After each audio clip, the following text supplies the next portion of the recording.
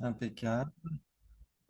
Et puis, donc justement, comme je disais, merci, bienvenue. On va continuer avec la psychologie et avec les diapos. Cette fois-ci, on est toujours dans Connaître l'esprit avec une traduction qui va justement être révisée grâce à vous. Hein, on va faire une petite relecture avec ces cours. Et puis, on va essayer de voir la division septuple parce qu'on est en plein dedans. La dernière fois, on a fait des révisions, vous vous souvenez? On avait un petit peu fait des révisions et on avait vu qu'il y avait cette division septuple. Et la première des divisions septuples, c'est quoi? C'est laquelle? La première des cognitions? Section directe.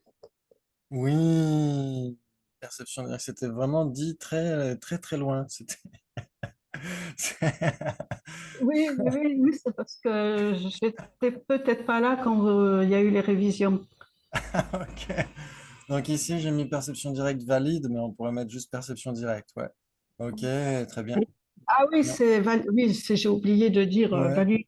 Alors valide, c'est surtout quand on étudie avec Venerable Genbandul à Tibet House.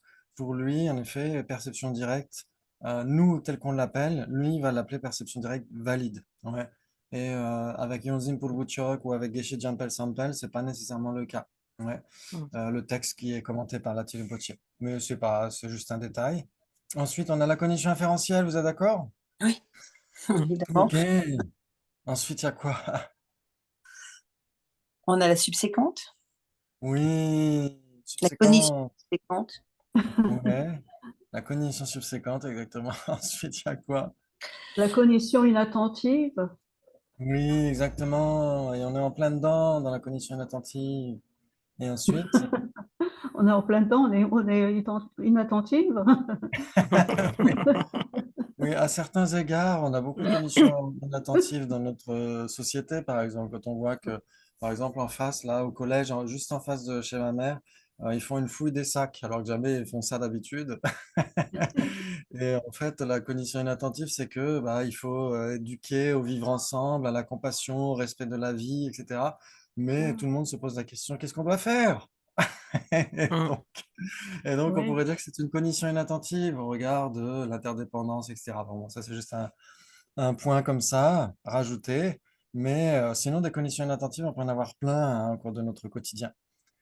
Ok, oui. ensuite, il y a quoi dans la division septuple? la supposition correcte, Oui, la supposition correcte, exactement. Et ensuite? le doute et la cognition fausse. Oui, le doute et la cognition fausse. Magnifique, tout ça par cœur. Waouh, c'est génial. Ça, Et cet donc, ordre, pardon, Jimpa, parce qu'ils nous ont parlé de l'ordre. Alors, ah moi, oui, l'ordre. ouais, est-ce qu'il y a un ordre particulier ou pas? Parce que on en avait discuté une autre fois avec, je Oui, ne me rappelle plus son nom, et c'était pas forcément cet ordre-là. Donc moi, je sais plus quel est l'ordre. ouais. Voilà.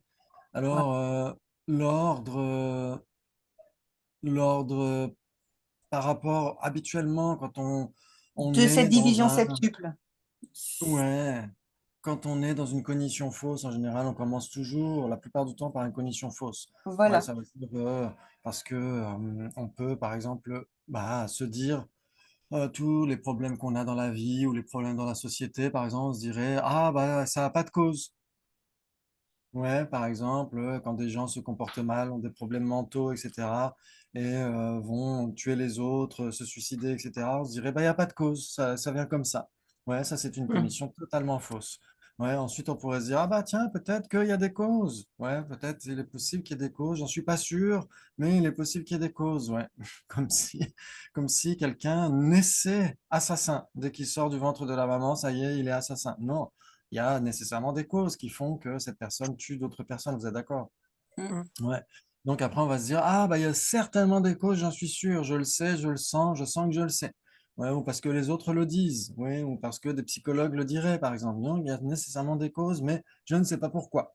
Ouais, Oui, c'est simplement pas parce que des. connu en fait, parce qu'ils sortent le couteau, ils poignardent comme ça, et Mm, puis mm, parce qu'ils n'aiment pas, enfin, d'après mm, ce qu'ils ont dit, c'est parce que ben, ils n'aiment pas le prof, il y a eu quelque chose, un mm, petit accrochage, rien que ça, et puis ça y est, mm, dans la tête du jeune, ça va bouger négativement, quoi.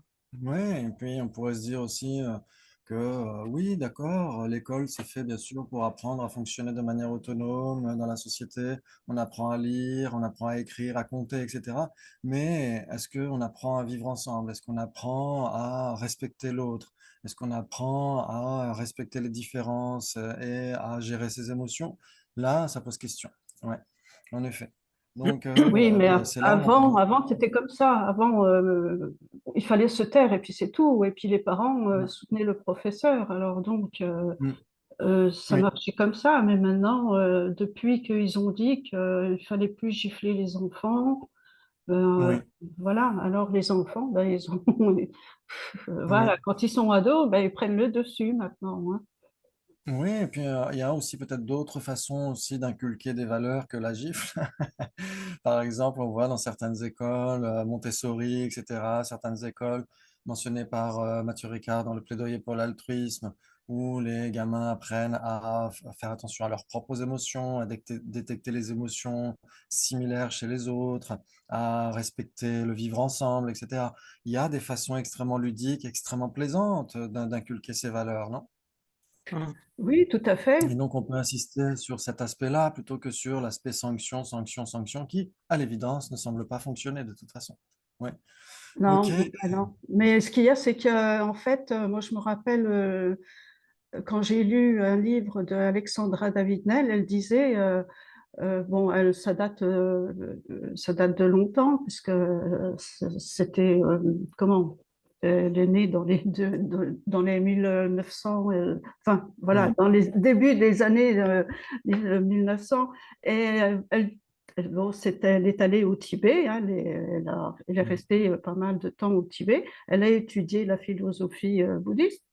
Elle Mhm. disait, au lieu d'apprendre aux enfants qu'on a gagné la guerre et tout ça, de parler de guerre, il faudrait peut-être leur parler de paix avant.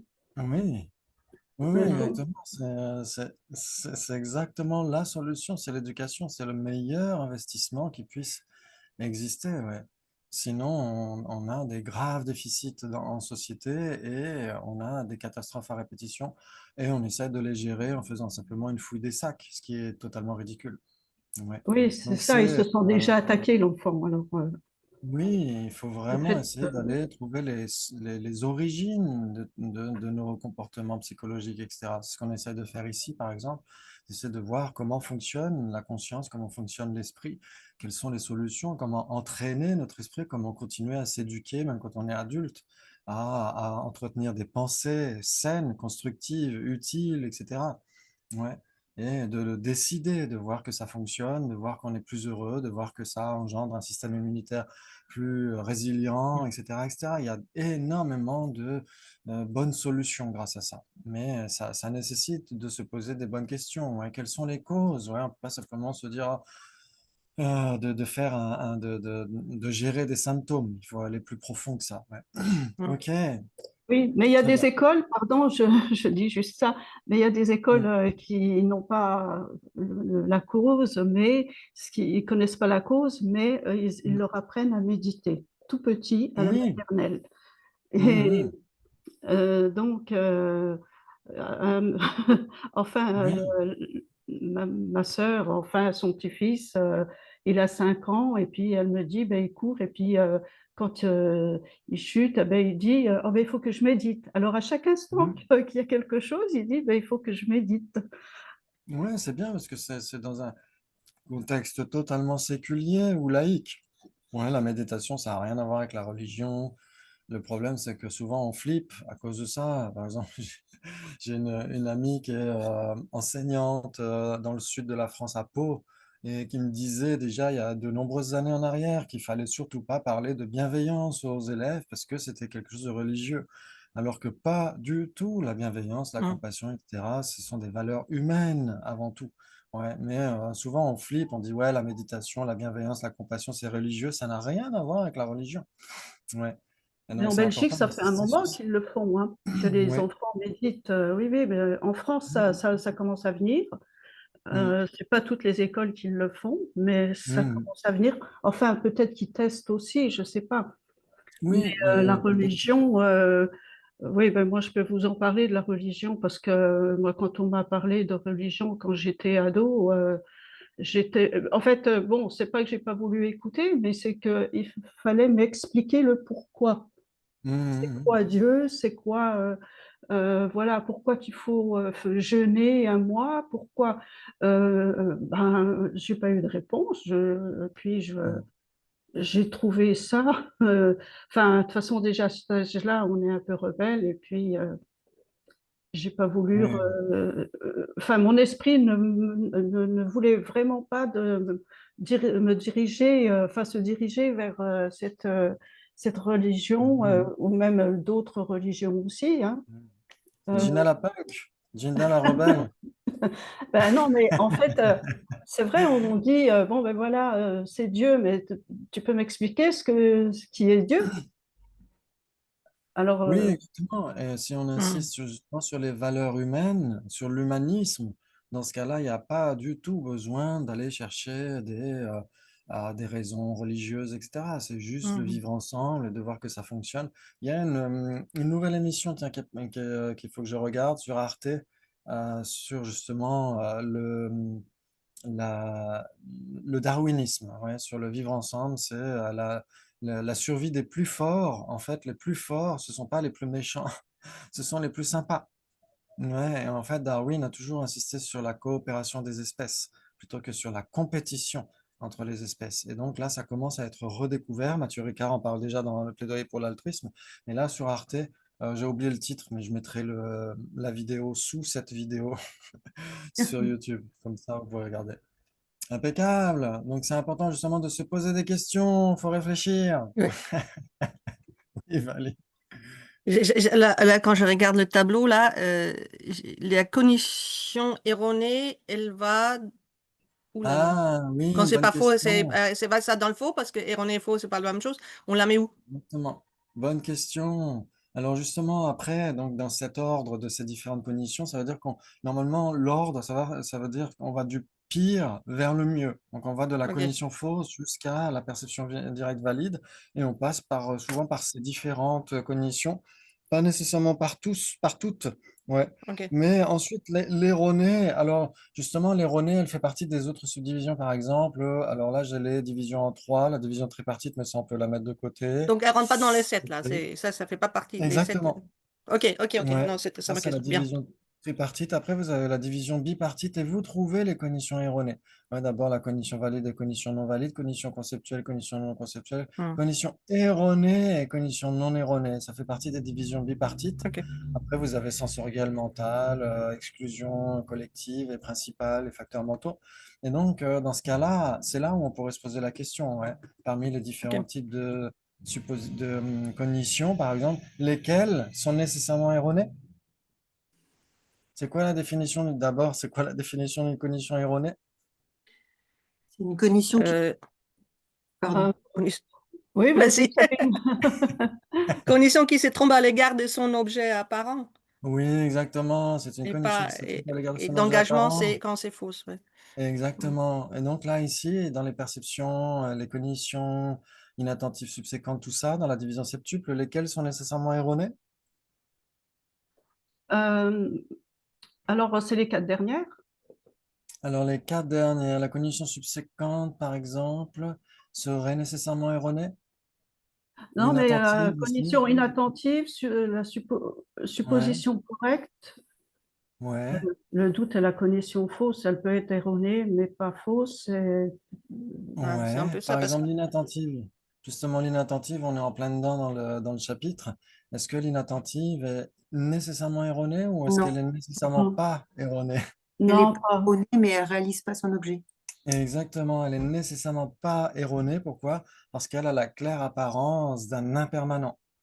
Ouais, et donc c'est un impermanent, ça existe nécessairement. Ouais, un phénomène spécifiquement caractérisé, c'est un impermanent, ça existe nécessairement. Vous êtes d'accord? Si c'est impermanent, ça existe nécessairement. Ouais. Oui. Et donc c'est Donc, c'est les nécessairement trois un dernières, existant. alors.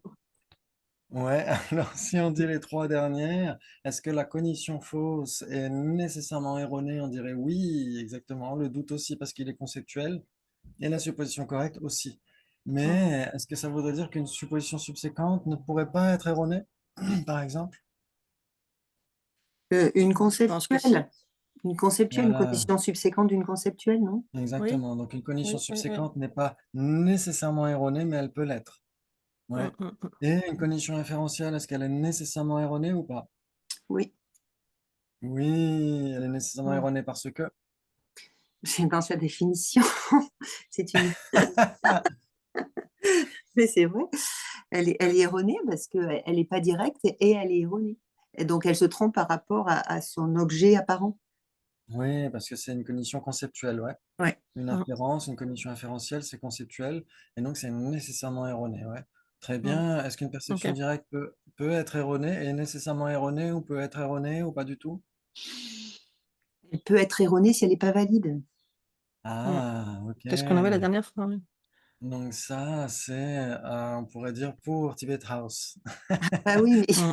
Ouais, pour Vénérable Gendandul, en effet. alors, Et une non, alors une directe, elle n'est jamais erronée alors. oui, Ouais, sinon, pour pour le bout de choc et pour de nombreux manuels, une perception directe, c'est quoi la définition? non conceptuelle et non erronée. Perception non conceptuelle et non erronée. Une cognition ouais, libre de conceptualisation et non erronée. Et donc, si c'est dans D'ailleurs, cette définition, oui, excuse-moi, justement, tu viens de dire cognition. Alors qu'en fait, que oui. les perceptions directes, euh, ah non, parce que tu mets cognition parce qu'il y a aussi les perceptions mentales et l'autocognition et les yogiques dedans. C'est pour ça? En fait, parce qu'une perception directe, c'est nécessairement une cognition. C'est Oui, un oui, événement cognitif. oui, oui, je suis d'accord, mais on Ouais. pourrait très bien dire perception non Oui, conceptuelle et non erronée, mais comme ça limite oui. au sensoriel, si je mets perception, c'est pour ça que tu parles de Ah cognition. bon? Non, je sais pas, c'est une question. Euh, Non. Non, perception, une perception directe, vous le savez, il y a quatre types oui, oui. généraux. Mhm. Ouais. Et donc, seule la première est nécessairement sensorielle, ouais. Les Oui, autocognitives, mentales et yogiques ne sont pas sensorielles, ouais. Mais restent des perceptions, ouais. d'accord. Ça reste des perceptions, c'est pas des cognitions. D'accord. Alors, une perception est une cognition, nécessairement, Oui, ouais. oui. Mais une Ouais. cognition, quand on parle des autres cognitions, c'est parce que c'est plus conceptuel, Alors, pas nécessairement, par exemple, la cognition dans inattentive n'est subséquente. nécessairement pas, ouais. Et la Ouais, d'accord. subséquente, elle peut l'être, mais Oui, pas forcément, ouais. d'accord, d'accord. Ouais. Donc, c'est-à-dire cognition, c'est l'élément le plus vaste dans le domaine de l'esprit. Cognition, c'est l'élément le plus vaste. Et c'est justement, ces cognitions, elles peuvent être, bah, comme on a dit tout à l'heure, divisées en… Vous avez la division bipartite à chaque fois, donc ça, je laisse tomber pour la tripartite. Mais vous avez les bipartites. Ça veut dire que toutes les cognitions, on pourrait… Et là, il y a marqué conscience à chaque fois, mais on pourrait mettre cognition. Cognition conceptuelle, cognition non conceptuelle, cognition erronée, cognition non erronée. J'aurais pu mettre cognition à la place de conscience. Ouais, ça jouait aussi. C'est-à-dire que l'élément le plus vaste dans le domaine de l'esprit, c'est la cognition. Et il y a certaines cognitions qui sont des perceptions, ouais, celles qui sont libres de conceptualisation et non erronées. Et il y en a qui sont erronées, et donc qui ne peuvent pas être des perceptions. Donc perception, c'est un sous-ensemble de cognitions. Ouais, mais toutes les cognitions ne sont pas des perceptions. Ouais. Mm. Ok. Les perceptions, elle est, comment, on perçoit la chose, c'est mental. Oui, exact. Alors, c'est pas nécessairement mental parce qu'il y a des perceptions sensorielles, ouais. Par exemple, Ah, ici, vous ouais. avez la division en deux, les cognitions sensorielles et les cognitions mentales, ouais. Mhm, ouais. Et quand on voit ces cognitions sensorielles et cognitions mentales, certaines, en effet, les premières, ce sont uniquement celles qui sont nées en dépendance d'une faculté physique, ouais. Et les consciences mentales sont nées en dépendance d'une faculté mentale, ouais. Vous êtes d'accord? Mhm. Ok, très bien. Donc ça, c'était juste un petit rappel par rapport à tout ça. Je- encore un truc là. Le facteur mental, c'est quoi la définition déjà? Alors, un facteur mental, la définition, il y a une définition un peu longue donnée par Gaël Sabdier, mais qui est un petit peu complexe. Normalement, un facteur mental, on pourrait dire, c'est une cognition qui est associée à une conscience principale. Un quoi? Une conscience principale. Ouais, une conscience principale. C'est-à-dire que combien, dans les cinq agrégats que vous connaissez par cœur, c'est quoi les cinq agrégats? Euh, s- euh, Sensation, identification, facteur composé, conscience et j'en oublie un, la forme.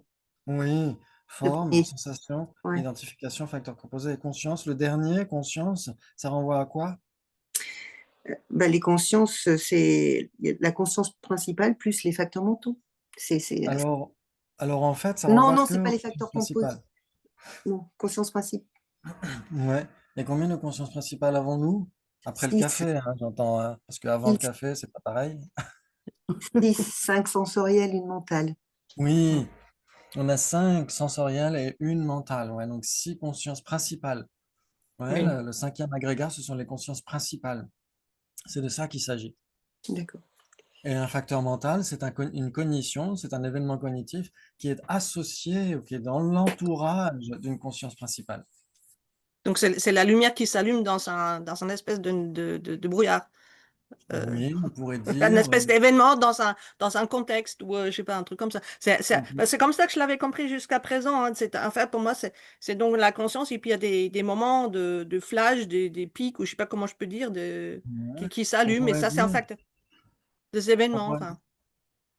ouais, on pourrait dire la conscience principale, c'est un petit peu comme le gouvernement et Oui. au minimum les 5 facteurs mentaux omniprésents, c'est comme les ministres. D'ailleurs, il n'y a Oui. pas de gouvernement sans les ministres. Ouais, il n'y a pas de Mm, ministre sans gouvernement. Ouais, mais le gouvernement n'est pas la même chose que les ministres, parce qu'il y a un gouvernement, il est seul, mm. ouais, alors que les ministres sont plusieurs. Donc, une conscience principale et au minimum 5 facteurs mentaux omniprésents, c'est-à-dire qu'ils ne peuvent pas exister les uns sans les autres, mais ils ne sont pas la même chose, ils sont contradictoires. Ouais. Une conscience principale n'est nécessairement pas un facteur mental. Un facteur mental n'est nécessairement pas une conscience principale, mais les facteurs mentaux et les consciences principales sont dans le même entourage, ils sont une même substance. Vous vous souvenez de ce que veut dire être une même substance? Ça, Ils c'est dans les apparaissent en même. débats. Ils C'est que apparaissent en quoi? c'est une cognition. Alors, ça apparaît en même temps. Non, même Ouais, substance, même identité, c'est pareil. Seulement, il y en a un qui est pour un impermanent et un permanent, et l'autre c'est deux ouais. impermanents, non, c'est ça? Ça veut dire Donc, que ici, on les par voit en exemple, même temps. Ils durent en même temps. Ils cessent en même temps. On peut pas les séparer au niveau de la perception, en fait. ok, oui, la dernière partie, D'accord. la dernière phrase, on va la garder. Voilà. On oublie le Parce reste. que si on dit qu'ils apparaissent en même temps, ça veut dire que le visage de Sabine et Non, le non, non, visage non, de non, non, Marie c'est sont vrai, une même d'accord. substance, alors, parce qu'ils m'apparaissent en même temps, non? Oui, oui. Mm, Donc, en effet, on pourrait dire que par exemple, la tasse et la couleur de la tasse, la perception directe n'est pas capable de les distinguer. mm, mm, mm. Ouais. Et donc, elles sont une même substance. Elles apparaissent à une même perception directe et n'apparaissent pas séparément. Vous êtes d'accord? Mm. Quand la tasse m'apparaît, la couleur de la tasse m'apparaît. Quand la couleur de la tasse m'apparaît nécessairement. Vous êtes d'accord? Ouais. Oui. Mm. Ok. Donc là, elles sont une même substance et en plus, elles sont une même substance simultanée. Ouais, elles apparaissent en même temps, elles demeurent en même temps, elles cessent en même temps, etc. Très bien. Donc, une conscience principale et un facteur mental qui est associé à cette conscience principale sont aussi une même substance. Ouais, D'accord. imaginons quelqu'un qui serait clairvoyant et qui verrait l'esprit de quelqu'un d'autre, eh ben, il verrait la conscience mentale de cette personne et ses facteurs mentaux comme étant une même substance. Il ne pourrait pas les distinguer. Mhm. Ouais, c'est ça que ça veut dire. Malgré tout, les facteurs mentaux et la conscience principale qu'ils accompagnent sont nécessairement contradictoires, comme la couleur de la tasse et la tasse. Elles sont Ouais, contradictoires. oui, bien sûr. Rien ne peut être à la fois une tasse et la couleur d'une tasse. Mhm. C'est comme la Ouais, personne et sa main, par exemple, ou son bras. oui, Ça apparaissent en même temps, mais oui, voilà, c'est son bras, c'est la tête, c'est sa tête, voilà, c'est oui. On dirait que la personne et son corps sont une même substance parce qu'ils n'apparaissent pas séparément. Mhm. Ouais, parce que si on dit qu'ils apparaissent en même temps, eh ben, vous auriez deux tasses qui apparaissent en même temps. Est-ce qu'elles sont une même substance? non, mais la substance et puis la personne. Oui, le corps et la personne ou la main de la personne et la personne, etc., sont une même substance parce qu'en effet, euh, normalement, on pourrait dire quand on voit l'une, on voit l'autre, mais on pourrait se dire, on pourrait débattre. Ouais, on pourrait dire que la personne a ses mains dans son dos, par exemple, mais on peut quand même voir la personne. Mhm. Mm. Par exemple, là, on peut dire que vous ne voyez pas mes mains, mais vous me voyez moi. Enfin, enfin, d'une certaine manière, ouais, de manière indirecte. Ouais. Mhm. Sauf des fois quand je parle avec les mains, dans ce cas-là, vous pourriez dire, oui, on voit les deux. Ok, Et, donc ça, c'est une bah, question. revenir à ma question, donc du coup, pour moi, le facteur, c'est comme quelque Oui, chose d'actif dans quelque chose qui est... C'est ça, en fait, ma question. Est-ce que c'est ça qui déclenche, qui allume le feu, ou je sais pas, l'allumette, ou je sais pas. Enfin, c'est ça, en fait, le facteur pour moi. Tu vois? oui, on pourrait dire, on peut, dans d'autres traductions, on parle de fonction cognitive. Ça veut dire Ouais, que donc c'est quelque chose d'actif, quoi. si, oui, on pourrait dire, qu'est-ce qui fait que la conscience visuelle est capable d'expérimenter une couleur? C'est le facteur mental de Oui, sensation. d'accord. Oui, Ouais, ok. c'est l'un Ouais, des ouais. facteurs mentaux omniprésents. Ouais, les omniprésents, on a la sensation, le contact, l'application mentale, l'intention et Et l'identification. identification. La- Exactement. Ouais, donc la L'intention est oui. sensation, ouais, la sensation, c'est ce qui permet à la conscience d'expérimenter son objet. Hum, L'identification, c'est ce qui lui permet d'identifier son objet, de le distinguer par rapport à quelque chose d'autre, etc., etc. Ouais. hum, Donc ça veut dire que sans facteur mentaux omniprésent, il n'y aurait pas de conscience principale. hum, Et sans conscience principale, il n'y aurait pas de facteurs mentaux non plus. Ouais, ça veut dire qu'ils sont dans la même association, dans le même entourage, mais ils sont nécessairement contradictoires. hum. Oui, Ouais, oui, ça parce joue. que c'est la dominante, les facteurs omniprésents. Alors, ils sont toujours là, exactement. Ouais, ils sont toujours là. Il n'y a aucune conscience qui serait dénuée des facteurs mentaux omniprésents, sinon on ne pourrait pas parler de conscience en réalité. Ouais, ça joue. Mm. Ok, très bien, très bien. Eh ben, c'est super. Et donc là, on est dans la cognition inattentive. C'est quoi la définition d'une cognition inattentive? Une cognition qui ne réalise pas son objet, mais qui est en accord avec la réalité, non? Voilà, on pourrait dire ça comme ça. Hum, Ouais, c'est une bonne description. Ouais. C'est une cognition qui est une base commune entre ce qui a la claire apparence d'un phénomène spécifiquement caractérisé, mais qui est impossible d'engendrer une certitude au regard de cet objet d'engagement qui est ce facteur, ce phénomène spécifiquement caractérisé. Exactement. Et donc, comment est-ce que c'est formulé ici? C'est à la page d'avant. Ouais, une conscience inattentive ou une cognition inattentive, c'est une cognition à laquelle un phénomène spécifiquement caractérisé, qui est son objet d'engagement, apparaît clairement, voilà, mais qui est incapable d'entraîner une certification à son égard. Ouais, c'est le même principe. hum, Ouais. Et donc, Yonzim Polwuchok dira, c'est une base commune entre ce qui a la claire apparence de son objet d'engagement, un phénomène spécifiquement caractérisé, mais qui n'est pas capable d'engendrer une certitude au regard de cet objet d'engagement, qui est un phénomène spécifiquement caractérisé. C'est une définition un peu plus longue, mais ça renvoie exactement à la même chose. Ouais. OK. Et donc, ensuite, on avait parlé des différents objets. Je ne sais pas si vous vous souvenez, Mm.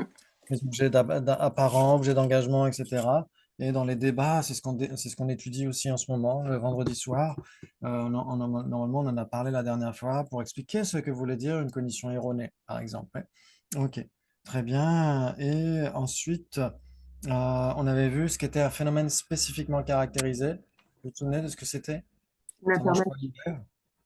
Ça n'existe en permanent? Exactement. C'est un impermanent pour la façon dont les Galupa en général les interprètent, contrairement au Sakyapa par exemple, c'est tous les impermanents. Ouais. Et donc, il y a beaucoup de détails donnés par Geshe Dreyfus dans Recognizing Reality. Et en effet, pour les Sautrantika qui suivent le raisonnement, les impermanents sont les phénomènes réels. Ouais, ils existent bien sûr, et en plus c'est du pur et dur, c'est du réel. Ouais. Alors que les permanents, c'est des sous-existants, ce sont des fictions utiles d'une certaine manière. Ouais. Ok, très bien, très bien. Et ensuite, euh, je crois qu'on était arrivé à la page 150, mais j'en suis pas sûr. Ok, Moi, je crois que oui, c'est 150, ouais, hein, ce que ok, j'ai vu. génial. Super. Et donc peut-être dans la deuxième paragraphe, le sens de l'expression est incapable d'entraîner une certitude ou une certification. Ici, il y a marqué authentification, mais c'est pareil. De la définition et que cette cognition est incapable d'entraîner une cognition certifiante, une conscience certifiante. Nyeshe en tibétain. Ouais. Ok. Ou nishchaya jnana en sanskrit ultérieure qui saurait que l'objet a été perçu. Les consciences certifiantes sont nécessairement des cognitions conceptuelles. Ce terme n'est jamais utilisé pour les perceptions directes. Ça veut dire qu'il y a une différence entre certification, pas en tibétain, et nyeshe ou conscience certifiante. La seconde est nécessairement conceptuelle. Mhm. Ouais. Parce que sinon, on pourrait se dire, oh là là, le fait de certifier son objet, c'est nécessairement conceptuel. Non. Par exemple, une conscience visuelle, est-ce que vous pouvez me dire, par exemple, de quelle couleur est cette tasse? C'est facile, hein? Elle est noire. Elle est noire, exactement. Et donc, ça veut dire que votre conscience visuelle peut certifier la couleur de la tasse. Ouais, et pourtant, la conscience visuelle n'est pas conceptuelle, vous êtes d'accord? Mhm. Mm. Les consciences sensorielles ne peuvent pas penser. Ouais, et donc, ça veut dire que la conscience visuelle est capable de certifier son objet, donc la couleur en particulier, mais elle n'est pas conceptuelle pour autant. Donc, la certification n'est pas nécessairement conceptuelle. Par contre, la cognition certifiante, la conscience certifiante, Nyeshe, est nécessairement conceptuelle. Ça veut dire, tiens, c'était noir, tiens, c'était une tasse, tiens, c'était ceci, c'était cela. Ouais, Mais ça dans ce sera fait en cas-là. apprentissage, Oui. un formatage. C'est pas du tout, enfin, c'est appris, ça. Oui, exactement. C'est un contenu informatif qu'on a dans la mémoire et on se dit, Ouais. tiens, c'était une tasse, tiens, c'était une couleur noire, Ouais. etc. Ouais, Mhm. exactement. Donc, une Génial. généralité, ouais. Ça renvoie une généralité. Ouais. Mhm. Oui, tout à fait. Et donc, dans ce cas-là, en effet, c'est conceptuel. La conscience certifiante, c'est nécessairement conceptuel. OK, mais pas la certification elle-même. C'est ça qu'il faut distinguer.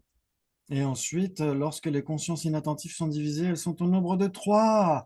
Les perceptions directes sensorielles, mentales et autocognitives, qui sont des cognitions inattentives. Oh là là, c'est génial! Ça veut dire que, vous vous souvenez, c'est ce qu'on avait dit une fois dernière.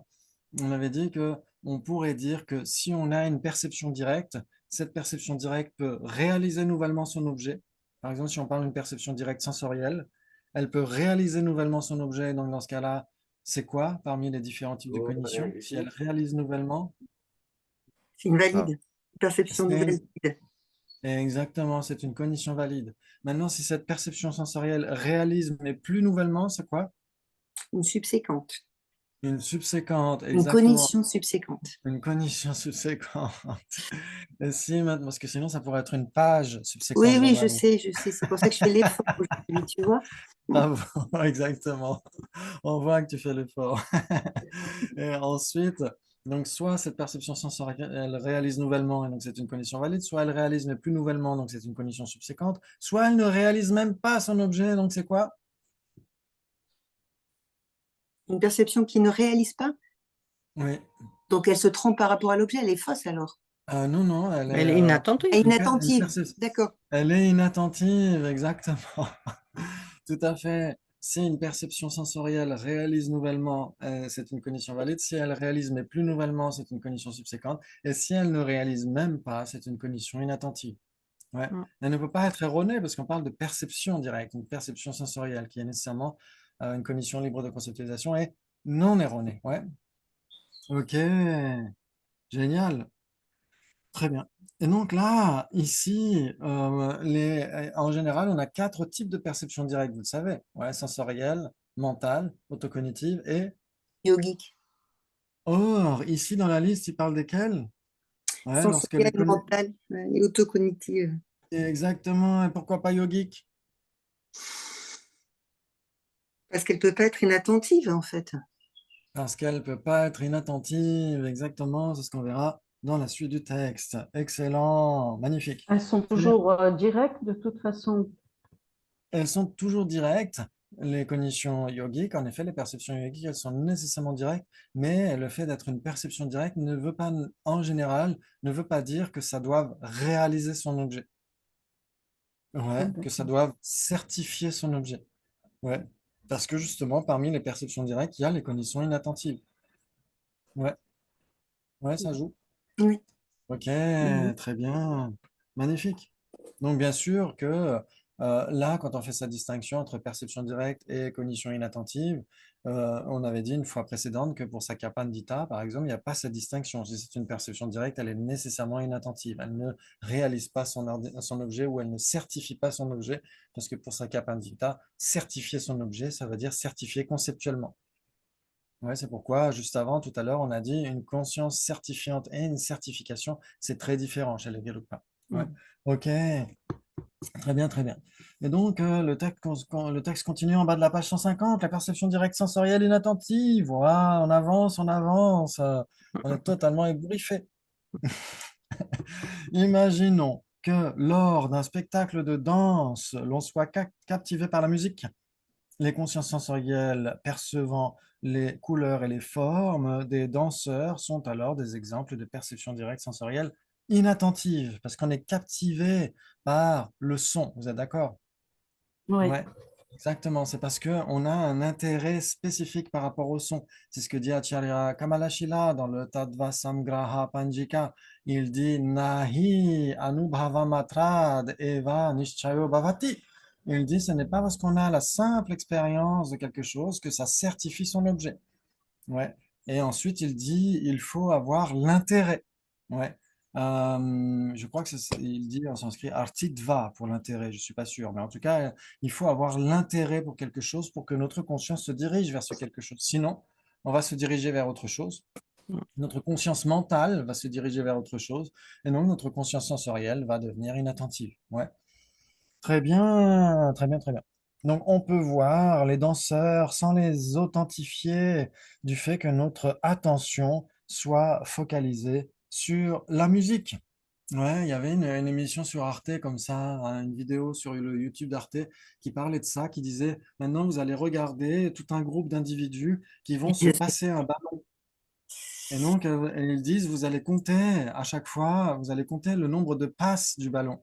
Et donc, on essaye, alors, les spectateurs essayent de faire le compte. Alors, ils ont passé 10 fois ou 11 fois le ballon d'un individu à l'autre. Et après, ils demandent, est-ce que vous avez vu le gorille passer dans la scène? Et en réalité, il y a une personne habillée en gorille qui passe sur la scène et personne ne s'en rend compte parce qu'on est tellement focalisé sur le nombre de passes de ballon.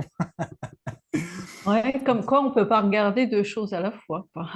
Oui, exactement. C'est le même principe. Ouais.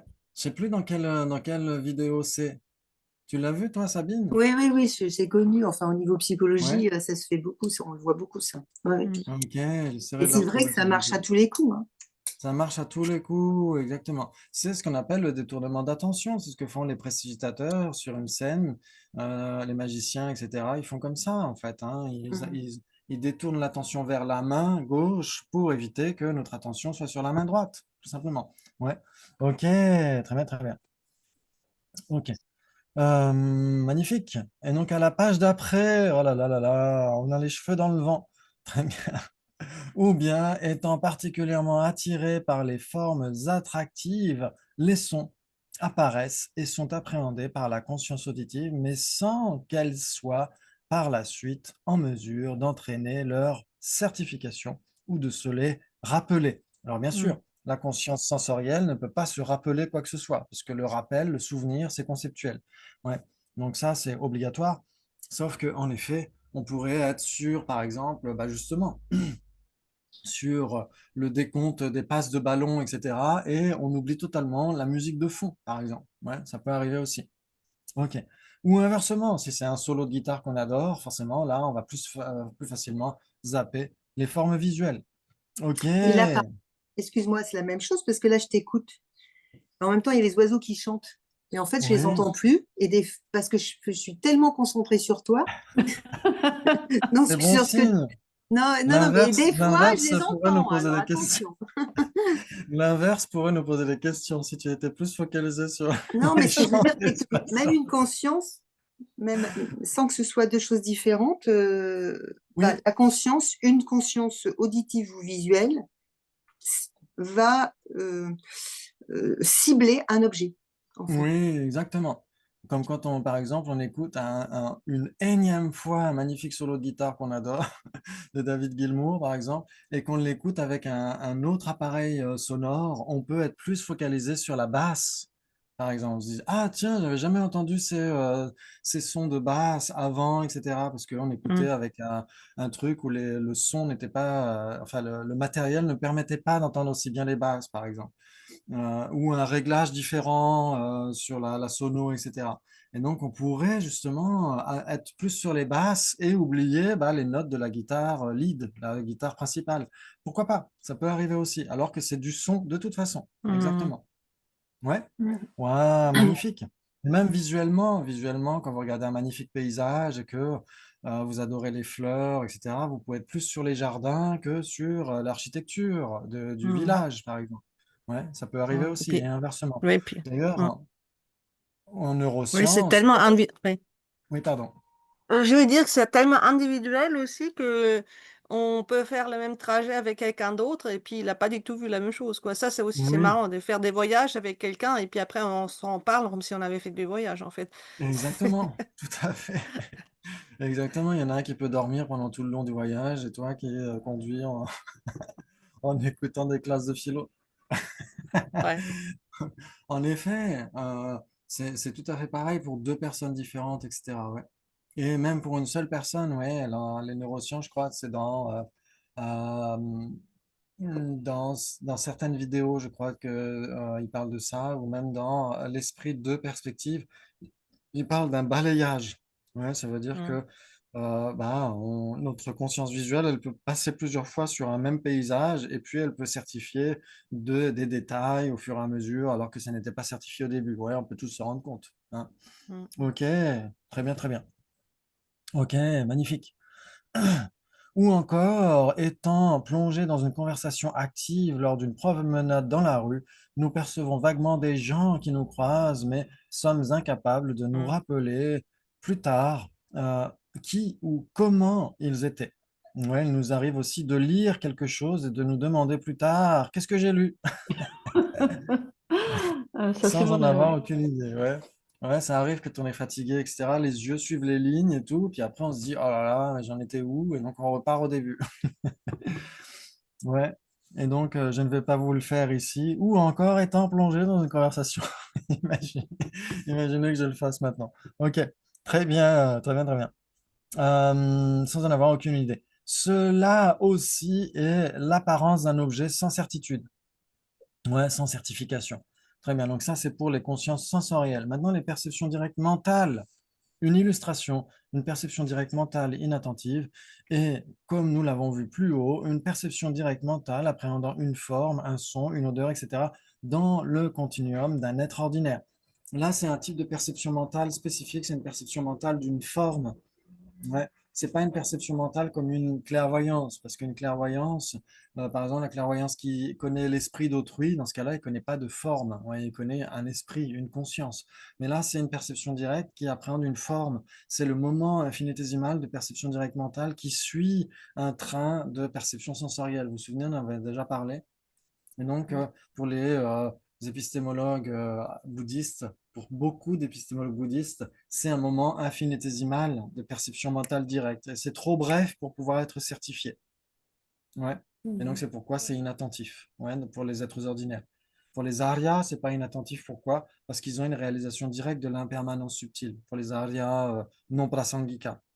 Ouais, On dit mental parce qu'il y a la conscience mentale qui intervient et c'est pas oui, conceptuel parce qu'il n'y a pas de, enfin, il y a pas de raisonnement, il n'y a pas de son, enfin, de oui. mélange de. C'est ça, hein. Exactement, tout à fait. C'est vraiment un moment de perception directe mentale, donc comme tu le dis, c'est non conceptuel, et ça appréhende le même objet qu'appréhendait juste avant la perception visuelle, par exemple. Ouais, vous percevez une tasse, et donc vous avez plusieurs moments de perception visuelle d'une tasse, le moment un, 2, 3, 4, etc. Et à l'issue de ce train de perception directe sensorielle, vous avez juste un seul moment de perception directe mentale qui appréhende cette tasse. Oui, Ouais, en fait, ça c'est c'est fugitif un peu, hein. Ah oui, c'est tellement bref qu'on n'a pas le temps de le certifier. Exactement comme par exemple l'impermanence subtile de l'écran que vous êtes en train de regarder. L'impermanence subtile apparaît, mais c'est tellement rapide, ça passe tellement vite qu'on n'a pas le temps de certifier cette impermanence subtile. Mais elle sert à quoi alors? Alors à quoi elle sert? Elle sert à expliquer ce que dit le Bouddha quand il dit il y a des perceptions qui dépendent de l'œil et celles qui dépendent de l'esprit dans les sutras. Et donc les épistémologues bouddhistes disent bah, à ce moment-là, c'est nécessairement une perception c'est nécessairement non conceptuel. Et vu que ça dépend de l'esprit, ça doit être un moment de perception directe mentale. Et donc, ils essaient de la classer quelque part. Certains vont dire elle alterne. Vous avez un premier moment de perception directe visuelle, suivi par un premier moment de perception directe mentale. Après, vous avez le deuxième moment de perception visuelle, puis le deuxième moment de perception directe mentale. D'autres vont dire qu'elles coexistent, comme cette Mm. fibre optique dont on avait parlé précédemment. Et donc, le continuum des trois, vous avez la perception directe sensorielle, l'autocognition et la perception directe mentale qui vont en même temps, comme dans une fibre optique. Et certains vont dire, mais vous devriez aussi avoir une perception directe mentale de l'autocognition, non, vous devriez avoir une autocognition non seulement de la perception directe sensorielle, mais aussi de la perception directe mentale. Donc, il devrait y avoir au moins quatre fibres dans la fibre optique et pas trois. OK. Et d'autres vont dire, OK, puisque ce n'est pas en alternance, puisque ce n'est pas continu, eh ben, c'est le dernier moment, c'est le moment de perception directe mentale qui suit ce train de perception directe sensorielle. Ouais, et donc c'est comme ça qu'ils vont l'expliquer la plupart du temps chez les Gelugpa en tout cas. C'est pour lui Mais, donner la forme, en fait, que c'est rapide comme ça. Le fait que hein, pardon, ça serait pas rapide, ben, on s'apercevrait que l'objet en lui-même n'existe pas. que l'objet n'existe pas? Comment ça? C'est-à-dire que le fait que les objets, ça défile d'une vitesse pas possible, Oui. c'est-à-dire que c'est la conscience mentale qui fait que c'est comme ça, qu'enfin elle le transforme comme ça pour qu'elle puisse saisir l'objet. Oui, pourquoi pas? On pourrait dire que ce serait un petit peu celle qui réorganise un petit peu tout ça. Mais le problème, c'est que comme c'est trop bref, justement, elle ne certifie pas son objet. Donc c'est ça qui pose question. C'est pour ça que Geshe-Dreyfus dit que ce moment de perception directe mentale, infinitésimale, est un phénomène extrêmement caché. Ouais. Et donc, dans ce Ouais, c'est cas-là, ça. on essaie de faire confiance aux Aryas qui disent bah, il y a ce moment de conscience mentale directe infinitésimale, etc. Mais à quoi sert-il vraiment? Ouais, et Geshe-Dreyfus, dans Les deux vérités selon les quatre écoles, il dit que c'est un petit peu, pas une invention, mais une façon de réorganiser les choses de manière cohérente en fonction des enseignements du Bouddha. Quand il dit, ouais, il y a les perceptions qui dépendent de l'œil et celles qui dépendent de l'esprit. Il faut qu'ils puissent, les épistémologues, expliquer pourquoi le Bouddha dit celles qui dépendent de l'esprit. Ouais, parce que en Ouais. effet, les épistémologues Sautrantika disent ce sont des perceptions, donc c'est pas conceptuel et ça dépend de l'esprit, donc c'est un moment de perception directe mentale, c'est ça qu'ils vont dire. Mais euh, il semble que les prasangika n'aient pas besoin d'affirmer cela. Et pourtant, dans certains livres de Sa Sainteté Dalai Lama avec la Vénérable Thupten Chodron, il dit qu'en effet, je crois que ça doit être dans le deuxième de la série, où il dit qu'en effet, la perception directe mentale est aussi acceptée par les prasangika. Et Ouais.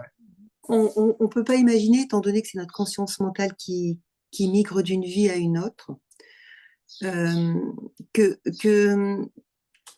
qu'on ait besoin de cette conscience mentale là qui est infinitésimale parce que en fait c'est comme si elle prenait des graines, une bibliothèque si tu veux, de photos, enfin d'images que tu dois conserver tout au long et qu'il n'y a que la conscience mentale qui peut les garder en fait.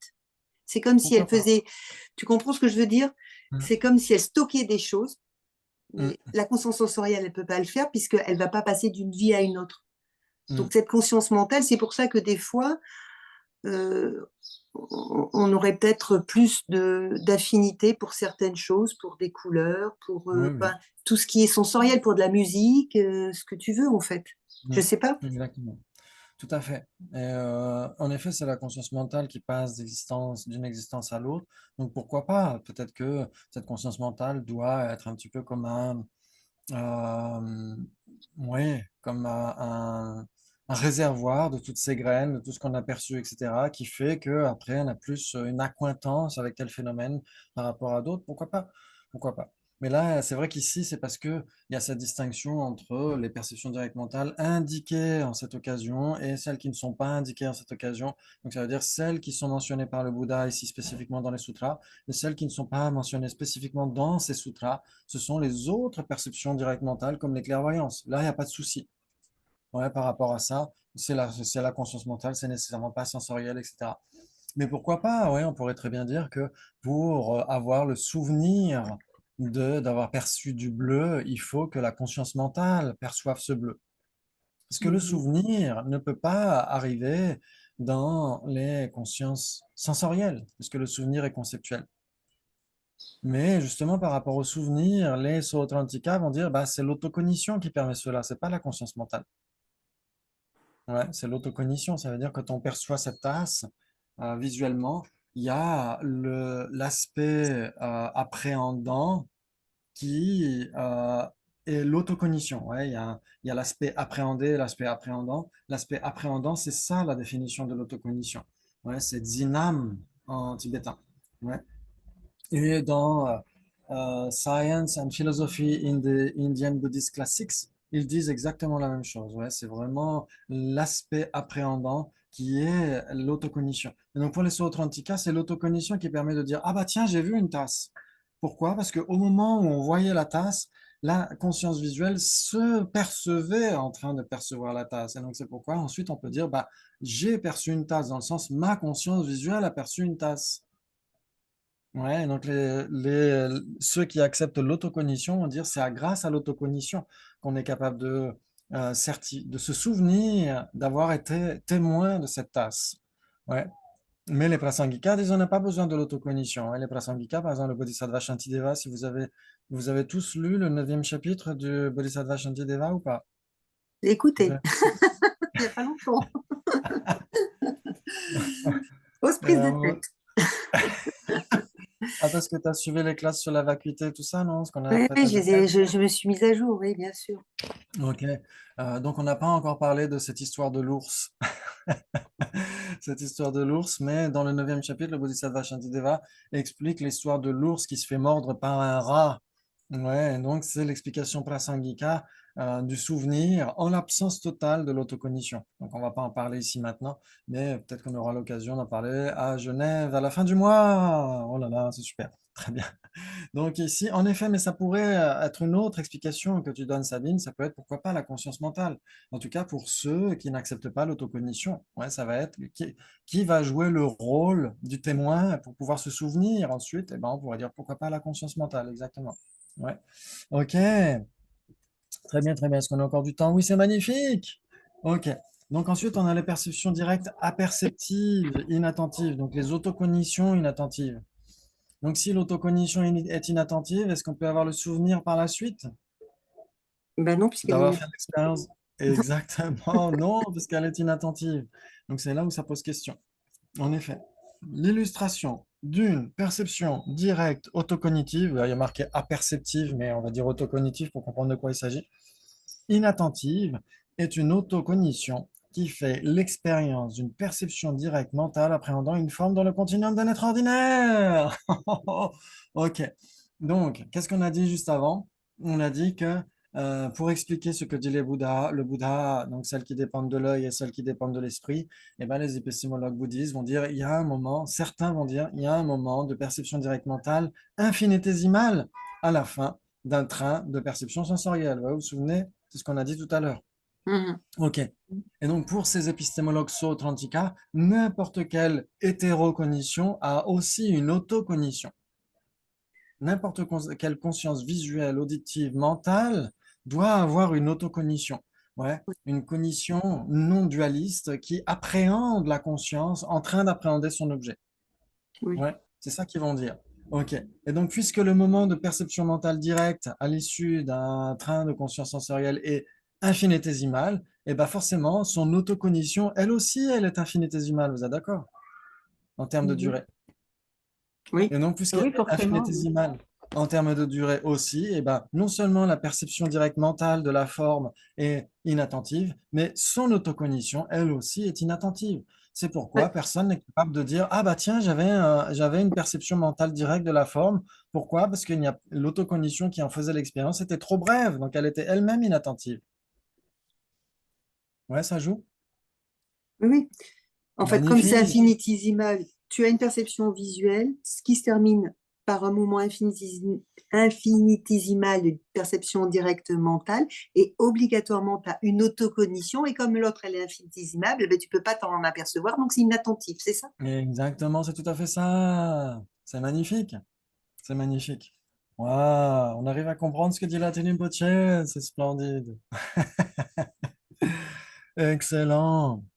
Ok. Et donc, certaines présentations de Lorik posent comme illustration de ce cas une autocognition dans le continuum d'un nihiliste. Ok. Gyamphempa ou Ayata ici en sanskrit, donc c'est les Loka Ayata ou les Charvaka, ce sont les matérialistes. Nihiliste, ce serait peut-être pas nécessairement la même traduction, mais en général, c'est les matérialistes ou les hédonistes, en effet. Ok. Et donc, l'illustration de ce cas, une autocognition dans le continuum d'un matérialiste qui fait l'expérience d'une cognition inférentielle valide. Pourquoi? Parce que ces matérialistes ou ces hédonistes vont dire qu'il n'y a pas de cognition inférentielle valide. Pour eux, ils ne croient que ce qu'ils voient. Ils vont dire, je ne crois que ce que je vois. Et donc, ça veut dire, ils ne font pas d'inférence pour eux. Ouais, ok, mais les bouddhistes vont dire, ils en font, mais ils ne se rendent pas compte. Parce que si on dit, ok, moi, je ne crois que ce que je vois, pourquoi? Parce que la conscience conceptuelle est totalement en désaccord vis-à-vis de la réalité, est-ce qu'on donne une raison ou pas? Non, parce qu'il y a des choses Si qu'on on voit. dit, si on dit, alors, alors la question c'est, est-ce qu'on donne une raison valide? C'est pas la même question. C'est pas la Ouais. même question. Ouais, mais est-ce qu'on donne une raison? Si on dit, moi, je ne crois que ce que je vois parce que la conscience conceptuelle Non, non, n'a aucun lien avec la réalité, est-ce qu'on donne une raison ou pas? non, parce qu'il n'y a pas de Ah syllogisme, bon? propriété, sujet et puis raison, en fait. Ouais. Et ça n'a pas été validé, ça. On n'a pas On pris ne- en compte ces trois. Non, ça va pas. C'est parce que Sabine, tu es trop maligne. Pour toi, si on donne une raison, il faut que ce soit une raison valide. Mais ici, on peut très bien dire, par exemple, si je vous dis, OK, excusez-moi, j'étais en retard ce matin pour la classe sur connaître l'esprit parce que il y avait beaucoup de circulation dans la rue. Vu que je télétravaille, je donne une raison malgré tout. Mais est-ce que c'est une raison valide? Bah non. Enfin, je télétravaille, je ne travaille pas. C'est pas j'apprends avec vous, c'est pas du Mais boulot. t'es peut-être chercher ton pain, je vais pas te poser des questions. Si toi tu me dis, moi je suis obligée, bah, vu notre relation, je suis obligée d'accepter voilà, je vais pas poser de questions, je vais pas Est-ce que tu intervenir me fais personnellement. Après, j'ai confiance? des idées, mais si tu vas chercher ton pain et après, je sais pas quoi, oui, ça peut. Est-ce que tu me fais trop confiance, Ah Valise, c'est bah, pour ça. obligé, parce que, voilà. Tu sais que je ne peux pas c'est- mentir.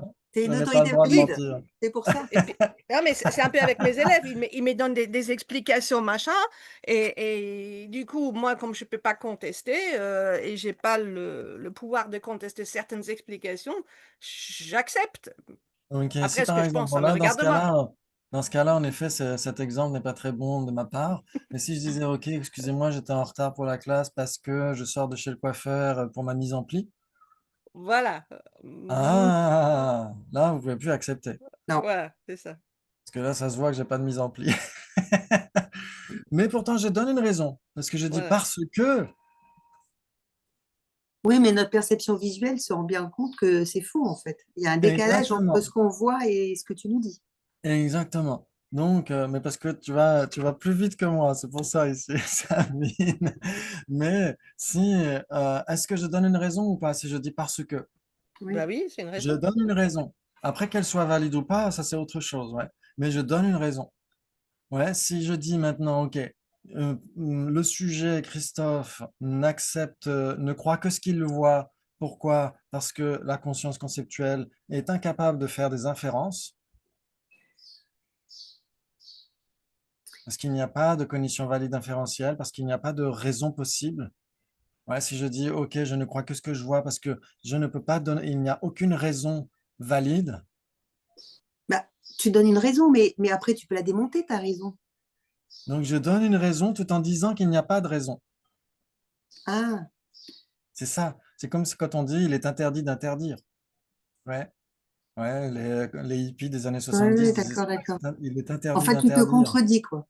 On se contredit exactement. On dit, OK, je ne crois que ce que je vois parce que là, on ne peut pas faire de raison. On ne peut pas faire de raison logique. Il n'y a pas de raison logique. Imaginons, c'est quelqu'un qui dirait, par exemple, OK, moi, je suis sûr qu'il n'y a pas de cognition valide possible. Je suis sûr et certain. qu'il n'y a pas de cognition valide possible. J'avais un débat un jour avec un moine allemand à Nalanda. On avait discuté par rapport à ça, qui n'est plus à Nalanda depuis, je crois qu'il était à Pomaya ensuite, et on discutait de ça. Lui il disait, il n'y a pas de cognition valide. Et Oui, je lui ai oui. dit, mais est-ce que tu le sais qu'il n'y a pas de cognition valide ou est-ce que tu ne le sais pas? Mais ça va à Ouais, si l'ensuite. la Si tu es personne... sûr d'un côté, c'est que c'est obligatoirement une condition valide. Donc, ça va pas avec Exactement. ton... Oui, d'accord, j'ai compris la rhétorique. Oui, j'ai Si compris. on est sûr, c'est qu'on a une cognition valide du fait qu'il n'y a pas de cognition valide.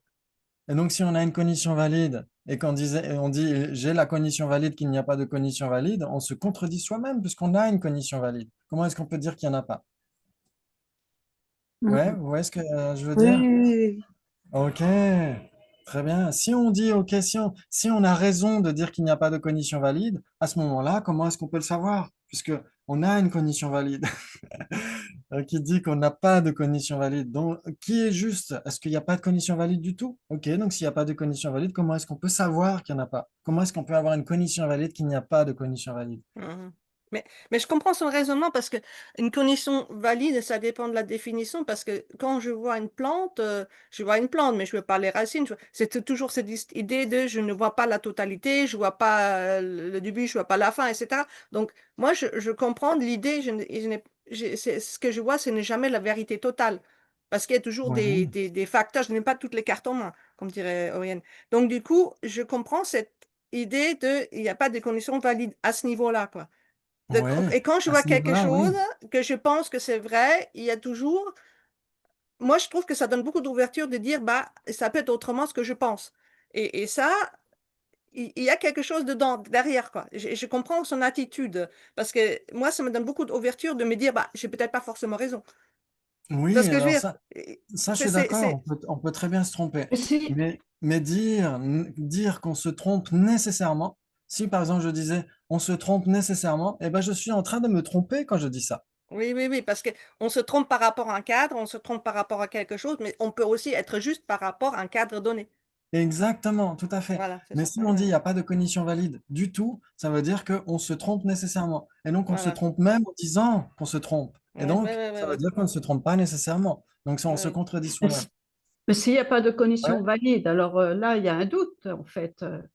exactement. Ça veut Mm. dire si on dit je suis sûr qu'il n'y a pas de cognition valide, comment est-ce qu'on peut en être sûr à ce moment-là, puisqu'il n'y a pas Voilà. de cognition valide? On Oui, devrait oui, oui, douter, on oui. devrait se dire ah bah peut-être qu'il y en a, peut-être qu'il n'y en a pas. Dans ce cas-là, c'est beaucoup plus réaliste. Oui, oui, oui, oui, Mais oui. dire il n'y en a pas du tout, qu'est-ce qui nous permet de le dire?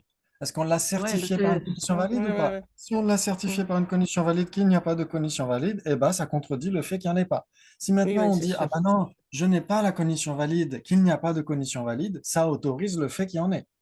Mm, Ouais, donc mm, dans mm, les deux cas, on perd.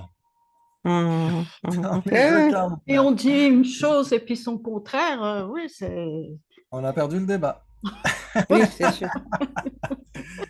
Ça, c'est Mm. intéressant, un ouais. peu ironique, quoi. Exactement. Ouais, ouais, c'est vraiment intéressant parce que soit on a raison et à ce moment-là, on a une cognition valide, ça contredit le fait qu'il n'y en ait pas, soit on n'en sait rien et donc à ce moment-là, ça autorise le fait qu'il puisse y en avoir. Dans les deux cas, ça autorise le fait qu'il y en ait. Mm, mm, Ouais. Entre C'est génial ça. ce que l'on veut faire et ce que l'on veut entendre, c'est différent, quoi. Faire Oui, entendre, c'est aussi, ouais. différent. Donc, c'est pourquoi l'importance des définitions est primordiale. Ouais. Quand on dit, OK, si tu dis qu'il n'y a pas de cognition valide, est-ce que tu dis la même chose que moi par rapport à la définition de la cognition valide? De quoi s'agit-il? Moi, si on dit, OK, cognition valide totale, ça veut dire, OK, je vois un arbre, mais je ne vois pas ses racines. Dans ce cas-là, oui, si on dit, il n'y a pas de cognition valide totale, sauf pour les Bouddhas, OK, d'accord. Dans ce cas-là, ça joue. Mais est-ce que ça veut dire qu'on n'aurait pas du tout de cognition valide avant même d'obtenir l'éveil? mm. Bon, on est quand même Parce que dans un si, monde conventionnel. Je veux dire, quand on voit. Voilà, c'est dans oui, les... Voilà, c'est ça. Mm, Je veux mm. dire, tu sous-entends Tout qu'il y à- a des racines, des feuilles, enfin voilà, je veux dire, à un moment donné, et même si l'arbre est crevé, eh ben, c'est un arbre. Parce que exactement. conventionnellement, on l'a décidé tous. Ouais, mm. exactement. Mais en Tout à fait, c'est fait. brouillé quand même par les afflictions, les souillures, les trucs comme ça aussi. Oui, Mm. exactement. Et même au sein de tout ça, est-ce qu'on peut quand même avoir des cognitions valides? Puisque d'après le bouddhisme, ce sont les vraies voies qui mènent vers les vraies cessations. Ouais, Ouais. Ouais. dans les quatre nobles vérités. Et donc les vraies voies doivent être des cognitions valides. On doit nécessairement avoir des cognitions valides avant la cognition Mm. valide finale qui est l'éveil. Parce que sinon, on ne pourrait pas obtenir cet éveil, puisque c'est la cognition valide qui permet d'obtenir l'éveil. Et Mm. donc, si on se Oui. disait, il n'y a que les Bouddhas qui ont des cognitions valides parfaites, et nous, on ne peut pas avoir de cognitions valides, pourquoi? Parce qu'elles sont nécessairement imparfaites, ça poserait question, Euh, on se prive du moyen de réaliser cet éveil. Ouais. Enfin, Mais on moi, a je tous, vois. comme Ouais, dit ouais. Vas-y, vas-y. Geshe Dangdul, il dit, ben, on a tous le diamant en nous, à la base. Exactement. Oui, À la base. Mais exactement. après, bon, Mais ben, après, comment est-ce c'est. qu'on le révèle? Comment est-ce qu'on Ah, révèle ce diamant? après, Grâce à la oui, il faut sagesse. travailler avec tout ce qui l'entoure, ces souillures qui entourent ce diamant. Ouais, on emploie les antidotes tels que la sagesse. Et la sagesse, c'est quoi? Ça doit être une cognition valide. Voilà, tout à Mm. fait. Ouais. Moi, je vois ça comme une route, en fait. Et donc, j'ai des conditions que j'estime valides. Et puis, à un moment, il y a des espèces de cul-de-sac. C'est à droite, à gauche, et puis moins des cul-de-sac. Et là, c'est là mon attitude qui est pour moi importante de ne pas me focaliser. Mais non, il faut que je pousse. Voilà, il faut que je. Ah, bah voilà, OK. Je reconnais que c'était un cœur cul-de-sac. Je remets en arrière et je recommence un autre truc. Et je pense que c'est là qui est l'intérêt avec les conditions valides de se dire, bah. Il faut que je le trouve, mais il y a un moment où il y a des cul-de-sac, je ne peux pas y aller. Et Mhm. comment je gère ces cul-de-sac? Exactement. Il faut Parce que toujours être L'intérêt est sûr. là, quoi. Faut on peut toujours parfois être être sûr de soi-même, quoi, hein. C'est pas évident, hein. oui, et parfois remettre en question cette certitude parce on ne sait pas tout et on peut se tromper. Oui, oui, Et Ah donc, mais, il oui. faut mais c'est pouvoir la le gestion de reconnaître cette aussi. incertitude qui est intéressante, en fait. Oui, Oui, c'est le juste milieu peut-être. Ouais. Oui, oui, c'est ça. Ouais. Oui, Sabine. oui, je voulais dire que je ne sais plus où j'avais entendu, je ne sais pas si c'était Étienne Klein qui disait ça, c'est un, un physicien, que quand tu réfléchis, comme on réfléchit avec nos cerveaux, c'est faux, parce qu'on est conditionné, on a une certaine Mm, façon de réfléchir. Donc, en fait, l'important, c'est d'aller chercher, de ne pas rester avec des gens qui pensent comme nous, mais d'aller chercher des informations oui. différentes, Mm, pour avoir pas des biais cognitifs qu'on a nous tous, en fait. mm, Et que c'est ça mm, le plus important, parce que réfléchir mm, avec sa propre façon de penser, c'est déjà un biais, en fait. C'est mm, très mm, Oui, d'une difficile certaine manière. d'élargir. mm. Tout à fait. Voilà. Tout à Et fait. donc, Oui, c'est oui, pour oui. ça qu'il faut étudier, il faut aller voir d'autres perceptions, voilà, différents champs pour, Mm, pour, pour élargir ses connaissances, en fait. Voilà. Ouais, d'où mm, l'importance du débat aussi, parce que mm. c'est pas pour vous inciter à venir ce soir à 20h. Je ne pourrais pas venir encore, mais bon. L'importance du débat, c'est aussi parce que quand on réfléchit seul, comme tu dis, Sabine, on peut simplement se satisfaire d'une conclusion qu'on a obtenue, etc. Mm, Mais quand on a des contradictions auxquelles on n'avait pas pensé, c'est Ah, là où on progresse. c'est C'est là, là c'est où on mm, les peut progresser. contradictions qui fait, ouais, exactement, c'est ça. Avoir La des contradiction est contradictoires, très ouais, importante. ouais. mm, Exactement. mm, Après, ouais, De- ça dépend avec qui, quoi, hein, parce que Oui, voilà. Après, il faut que ce soit avec une ouverture d'esprit, et l'esprit critique avec l'ouverture d'esprit, avec le bon cœur. Donc, c'est exactement, ça dépend avec qui, parce qu'un antagoniste approprié en débat, c'est pas tout le monde. Exactement. Il y a un cadre spécifique. Ouais. Il faut que ce soit avec des gens qui ont envie d'apprendre, qui n'ont pas l'esprit obtus, etc. Sinon, ça sert à rien. Sinon, on perd son temps. mm, mm, Après, tu peux te mm, demander pourquoi justement ils ont cet esprit obtus, pourquoi ils t'avancent ces arguments. Tu vas chercher la mm. raison de leur attitude. Exactement. C'est quand même C'est là où différent. on demande, OK, est-ce que tu as une cognition valide qu'il n'y a pas de cognition valide, ou est-ce que tu n'as pas de cognition valide qu'il n'y a oui, pas ben, de... ils n'ont pas de réponse. Alors, parfois, ben, on se heurte à un mur, hein, quand même, hein, parce que Oui, quand on discute, ben, c'est-à-dire que la personne, elle va être catégorique dans ses oui, vues, et puis que elle ne cherchera pas si c'est faux, si mm, c'est une cognition fausse, directe. Bon, ben voilà. exactement. Il y en a qui sont obtus comme ça, on ne peut pas Oui, oui, discuter avec eux, ça c'est sûr, hein. exactement. Ouais, ouais, c'est Oui, pourquoi parce vraiment que le je les cadre du débat. confronte en plus, parce que c'est En fait, on s'entend bien, parce que c'est des anciens collègues, on s'entend bien, mais alors quand comment comment, quand on discute de ça, ben, Mm. c'est tout à fait différent. Oui, parce que parfois les gens se rendent compte qu'il n'y a pas nécessairement de raisons valides. On donne des raisons, mais pas nécessairement des raisons valides de nos Voilà, points de vue. Donc forcément, Mhm. si c'est remis en question, eh ben, il y a quelque chose qui est remis en question. D'ailleurs, on s'identifie soi-même à nos vues. Donc si quelqu'un remet nos vues en question, c'est comme si nous étions remis en question nous-mêmes, parce qu'on n'arrive pas à se désidentifier Mm. par rapport à nos vues. Ça, c'est un travail à faire personnel aussi, hein. La vue qui est remise en question n'est pas la personne elle-même. Ouais, sinon, on pourrait Mhm. jamais Mhm. changer de vue, pour jamais améliorer nos points de vue, etc. Oui, mais si c'est Et avéré, si nos vues ah, sont avérées. oui, Oui, si elles mais les sont avérées dans ce scientifiques cas-là, te diront toujours que c'est avéré à l'instant T, mais tout peut évoluer. C'est la base de la science, en fait. oui, Mhm. à Oui, mais part ça, avec certains le trucs qui sont temps. avérés, par exemple, on ne peut pas avoir un rond carré. Ça, on n'en aura jamais. Oui, mais la C'est plupart impossible. des choses, regarde Einstein, la théorie, c'est en train d'évoluer. Tout Ah est en oui, train de... après, C'est à l'instant T, oui, un consensus de scientifiques ont mis en oui, oui, évidence un certain nombre de choses qui pourra éventuellement être remis en cause. On ne ferme pas les portes, quoi. oui, oui, C'est pas un exactement, dogme. tout à fait. Non, Exactement. mais dans un siècle, ça peut changer, hein, tout peut changer encore. Alors, parce que Oui, après, oui, le bouddhisme, bon, c'était voilà, c'était les Theravada, puis après ça a changé, et puis dans les siècles prochains, ça pourrait changer encore, apparemment, c'est ce que j'ai oui. entendu. Alors après, le Theravada n'était pas nécessairement le bouddhisme initial, hein. C'est vrai que Oui, voilà, c'est oui. ce que on pourrait débattre là-dessus. Par exemple, il y a des développements magnifiques de la Vénérable Tenshu dans les livres avec sa sainteté Dalai Lama, par exemple, qui parle du Sri Lanka. Il y avait le Mahayana déjà à l'époque au Sri Lanka. Ouais, c'est par la suite qu'un roi singalais a dit, OK, maintenant le Mahayana c'est terminé. Mais avant, il y avait déjà le Mahayana. Ils se côtoyaient de toute façon, hein, dès le départ. Mais après, bon, ça c'est d'autres débats. En tout cas, ce qu'il faut voir, c'est que si la personne a un point de vue qui repose sur des raisons suffisamment valides, cette personne n'a pas besoin d'être gênée si c'est remis en question, Mm. puisque de toute façon, ça Oui. va tenir la route. Si, c'est là où si ça ne tient plus la route que la personne va commencer à s'irriter, etc. Pourquoi? Parce que ça repose sur du creux, d'une certaine manière. Ouais, regardez les débats politiques pour avoir un Oui, excellent voilà, alors, exemple. c'est pas un bon exemple. C'est un exemple, bon, c'est Ok. pas pareil encore, hein. Oui. En tout cas, merci beaucoup. C'était un immense plaisir. On a quand même Tiens, pas mal avancé. Et je voulais oui, dire une chose qui m'a... Ce matin, j'ai lu des infos, ça n'a rien à voir avec ça. C'est par rapport au karma, aux renaissances.